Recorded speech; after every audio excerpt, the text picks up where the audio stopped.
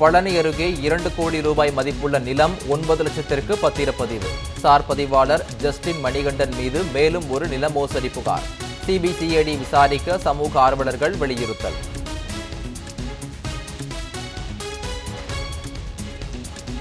அரிசி காய்கறிகளை தொடர்ந்து சர்க்கரை விலை கிலோவுக்கு 7 ரூபாய் அதிகரிப்பு.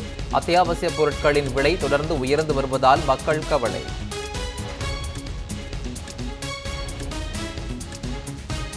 காவிரி மேகதாது பிரச்சினைகள் குறித்து நாடாளுமன்றத்தில் விவாதம் நடத்த கோரிக்கை. இரு அவைகளிலும் திமுக சார்பில் இன்றும் ஒத்திவைப்பு தீர்மான நோட்டீஸ். காவிரி மேலாண்மை ஆணைய உத்தரவுப்படி கர்நாடகம் தண்ணீர் திறக்க மறுப்பதால் திமுக நடவடிக்கை. மேற்கு வங்கத்தில் முன்னாள் முதலமைச்சர் மம்தா பானர்ஜி கார் மீது கல்வீசி தாக்குதல்.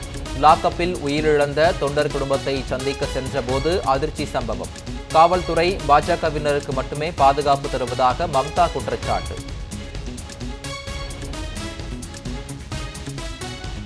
நீலகிரி மாவட்டம் கூடலூர் அருகே மனிதரை கொன்ற புலியை தேடும் வனத்துறையினர்.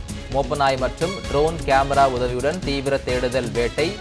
புலியை பிடித்து அடர்ந்த வனப்பகுதியில் விடும் வகையில் நடவடிக்கை.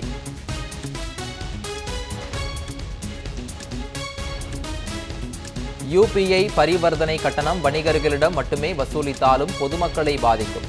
ஜிஎஸ்டியை சுட்டிக்காட்டி பொருளாதார நிபுணர்கள் கருத்து.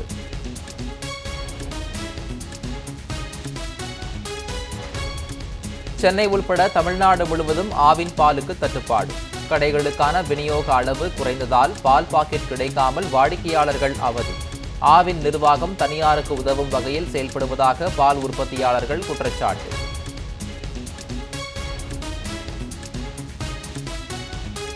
ஆன்லைன் மது விற்பனை முன்பதிவுகளில் குளறுபடி. டாஸ்மாக் கடைகளில் பணியாளர்களுடன் மது பிரியர்கள் வாக்குவாதம்.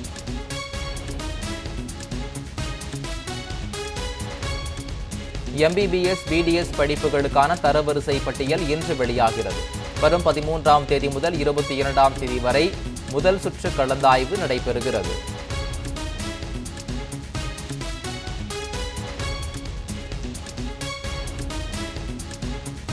தொகுதி மறுவரையறை விவகாரத்தில் திமுகவின் நிலைப்பாடு தெளிவாக உள்ளது.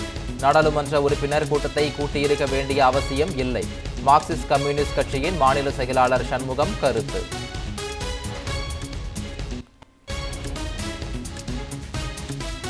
திருவாரூர் மாவட்டம் முத்துப்பேட்டை கடல் பகுதியில் கரை ஒதுங்கிய 30 அடி நீள திமிங்கலம். மீனவர்களின் உதவியுடன் திமிங்கலத்தை மீண்டும் பத்திரமாக கடலில் விட்ட வனத்துறையினர்.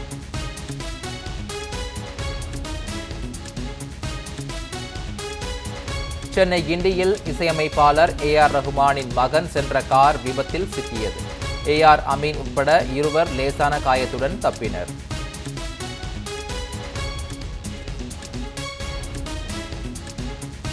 கிருஷ்ணகிரியில் அரசு பேருந்தின் முன்பகுதியில் தொங்கியபடி பயணித்த நபரால் பரபரப்பு. வாக்குவாதத்தில் ஈடுபட்ட நபரை கீழே இறக்கி விடாமல் பேருந்தை இயக்கிய ஓட்டுநர் பணியிடை நீக்கம்.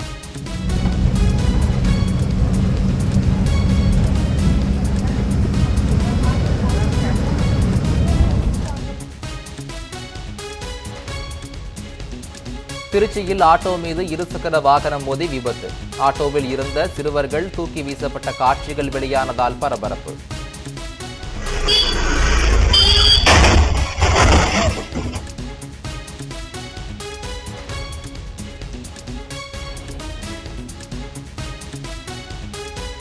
திருச்சியில் கனிம வள கொள்ளையை தடுக்க நடவடிக்கை எடுக்காததை கண்டித்து சமூக ஆர்வலர் நூதன போராட்டம். தாவேக அரசை கண்டித்து செல்போன் கோபுரத்தில் ஏறி எதிர்ப்பு.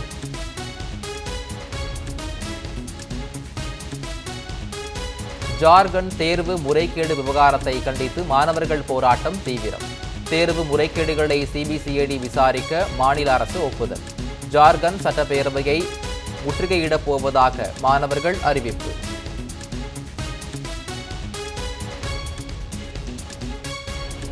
சீனாவை தாக்கிய அதிதீவிர டால்பின் சூறாவளி புயல். கடலோர மாகாணங்களில் வரலாறு காணாத மழை. ஜெஜியாங் மாகாணத்தில் 10 லட்சத்துக்கும் மேற்பட்டோர் பாதுகாப்பான இடங்களுக்கு வெளியேற்றம். நிபந்தனைகளை ஏற்கும் வரை ஹோர்முஸ் நீரிணையை திறக்க மாட்டோம். ஈரான் திட்டவட்டம்.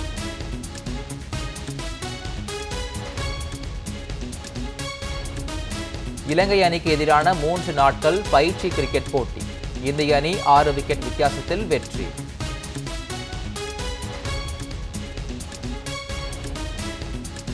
நடப்பாண்டின் முதல் 6 மாதங்களில் 3323 இந்தியர்களை நாடு கடத்திய கனடா.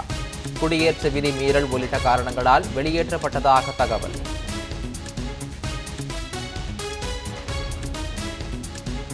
கனடா ஓபன் டென்னிஸ் தொடர்.